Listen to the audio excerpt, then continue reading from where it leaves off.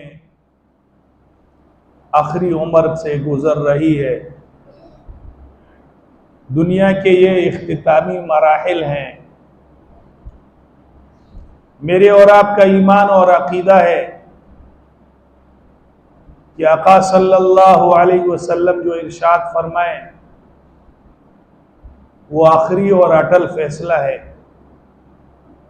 मेरे और आपका ईमान और अकीदा है जैसे रात के बाद दिन का आना यकीनी है, इससे भी ज्यादा हमें यकीन है कि आका सल्लल्लाहु अलैहि वसल्लम जो इरशाद फरमाए वो आखिरी और अटल फैसला होता है। बुखारी शरीफ में रिवायत एक सहाबी है, वो फरमाते मैं रसूलुल्लाह सल्लल्लाहु अलैहि वसल्लम के अहादीस मुबारका में लिखता था।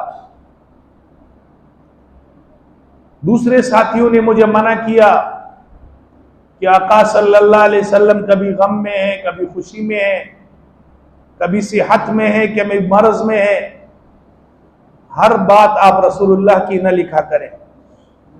फरमाया मैंने लिखना छोड़ दिया।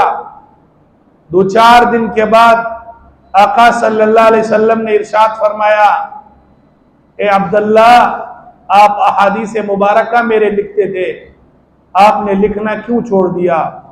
अब्दुल्ला ने फरमाया, या रसूल अल्लाह, मुझे साथियों ने अर्ज किया कि रसूलुल्लाह सल्लल्लाहु अलैहि वसल्लम कभी गम में, कभी खुशी में, कभी तकलीफ में, कभी मरज में, कभी सेहत में, आप हर बात न लिखा करें, इसलिए मैंने लिखना छोड़ दिया।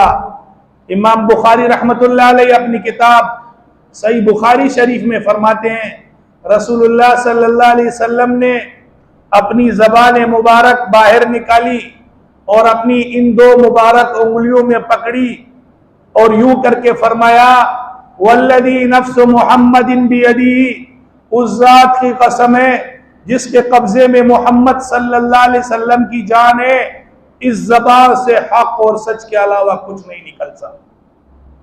इस ज़बान से हक और सच के अलावा कुछ नहीं निकलता। इसलिए कुरान में भी रब ताला ने फरमाया, वमा यंतिकु अनिल हवा इन हुवा इल्ला वह्युन यूहा।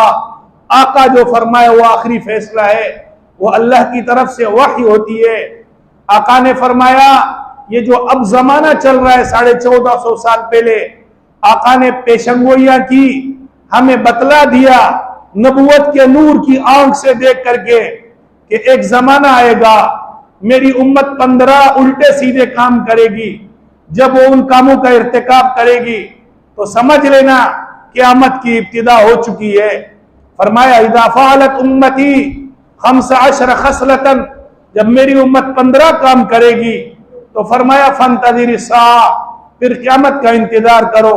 फरमाया ये लोग गनीमत को अपना, गनीमत को जो उनके पास मुल्क का मुल्की खजाना होगा उसको अपनी दौलत समझेंगे। फरमाया ज़कात को ये लोग टेक्स समझने लग जाएंगे। फरमाया माँ के नाफरमान होंगे। फरमाया के बीवी के गुलाम होंगे। फरमाया वबर्र सदीक़हु व जफा अबाहु, बाप के साथ जुल्म करेंगे। और फरमाया अपने दोस्त के साथ ये खुश रहेंगे।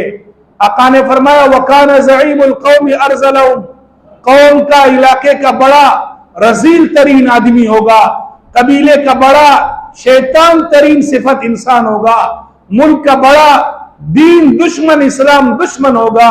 आका ने फरमाया जब ये हालात आ जाए, शराबे आम होगी। फरमाया लोग 2 किस्म के हो जाएंगे, एक लोग यहूदियत और नसरानियत के रंग रंग जाएंगे। ये लोग जो यहूदी कहे, जो ईसाई कहे उसी रंग में चलते रहेंगे। फरमाया इन लोगों को अल्लाह की एक जर्रा टक के बराबर अल्लाह को इन लोगों की परवाह नहीं होगी।